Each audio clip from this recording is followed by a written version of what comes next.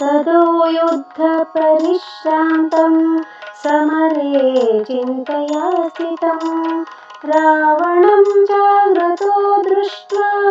युद्धाय समुपस्थितं दैवतैश्च समागम्य द्रष्टुमभ्यागतो रणम् उपगम्य ब्रवीद्रामम् अगस्त्यो भगवान् ऋषिः राम राम महाबाहो शृणु गुह्यं सनातनं येन सर्वानरीन् वत्स समरे विजयिष्यसि आदित्यहृदयं पुण्यं सर्वशत्रुविनाशनं जयावहं जपे नित्यम्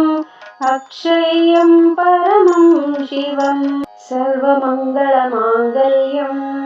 सर्वपापप्रणाशनं चिन्ताशोकप्रशमनम् आयुर्वर्धनमुत्तमम् रश्मिमन्तं समुद्यन्तं देवासुरनमस्कृतं पूजयस्व विवस्वं तं भास्करं भुवनेश्वरं सर्वदेवात्मको देश तेजस्वी रश्मिभावनः एष देवासुरगणान् लोकान् पाति नमस्तिभिः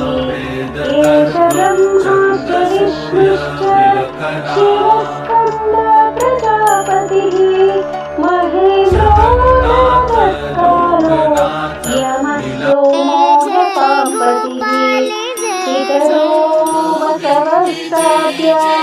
यश्विनो मरुतो मनुः वायुर्हरि प्रजाप्राण ऋतुकर्ता